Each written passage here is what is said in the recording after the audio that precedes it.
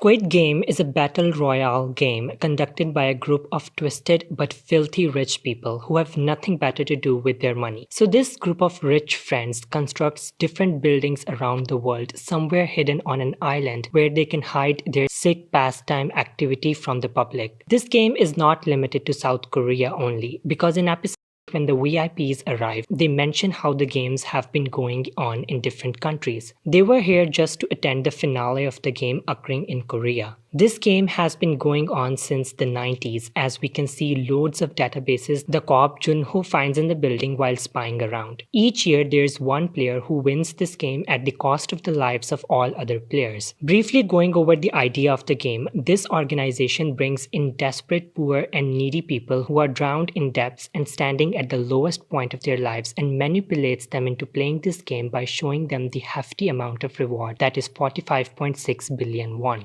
This organization gives itself an edge and tries to make itself not responsible for the killings of all people involved by giving the players full permission to participate or not. They even include a clause that lets them leave the game if the majority of the player agrees to not continue the game. The players of 2021 shown in this series do so in the beginning, only to find out that the real world is also torturous, so they'd rather play the game. The players come back, which also shows how strong humans' greed for money is. But as the old saying goes, greed is a curse. That's how the game proves to be for all of these players. A curse. Long story short, through many traumatizing challenges and watching his friends die in front of him, Ki-Hoon wins the game, but by the end, he realizes that no amount of money is better than human life, and he would rather have his friends back and live with no money. And that's how he spends his life. There's a 1-year time leap after winning the game, and we see that even after winning all that money, he never used anything from it, as he can't bring himself to use this money which he won after the death of all those people.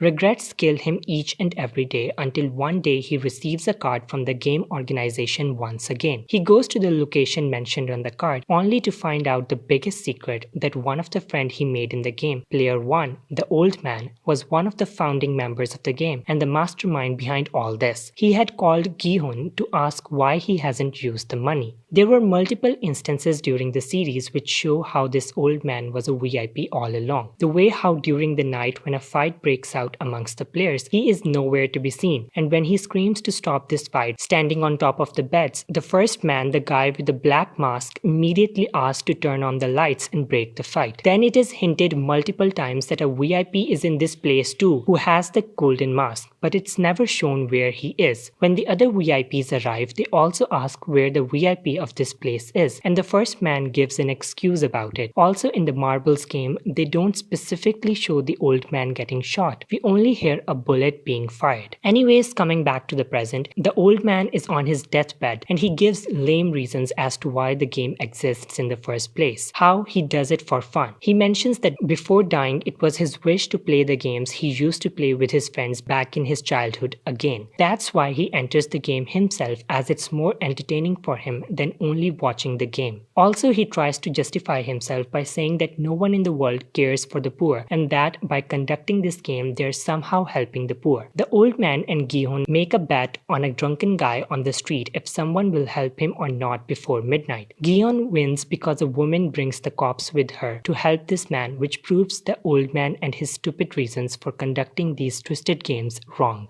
There are people still in this world that do care, and humanity is not entirely dead. Ki-Hoon believes that this is the end of it because Ki-Hoon doesn't know the scale of this game. We get to know about all these internal secrets because of the cop Junho, who secretly enters the building and spy there, but Ki-Hoon still has no idea. By the end, Ki-Hoon fulfills the wishes of his dead friends by helping their loved ones, and when he's about to leave the country to meet his daughter, he notices someone else being approached by the game. He rushes to them, but the guy who invites the people to the game escapes before he reaches there. I believe this guy who invites these people to the game is actually only doing his job without having any idea about the whole game. His job is only limited to inviting people, and he himself has no particular idea about the gravity of this game. That's why I believe he isn't playing a very major role in the overall story. Gi-Hoon takes the card from the needy man and forbids him to ever play this stupid game. Gi-Hoon decides to leave the country, but he can't bring himself to just leave everything behind after knowing that the game is still going on. He turns around and calls the number on the card, and he gives a warning to the game that he won't let them continue with this all.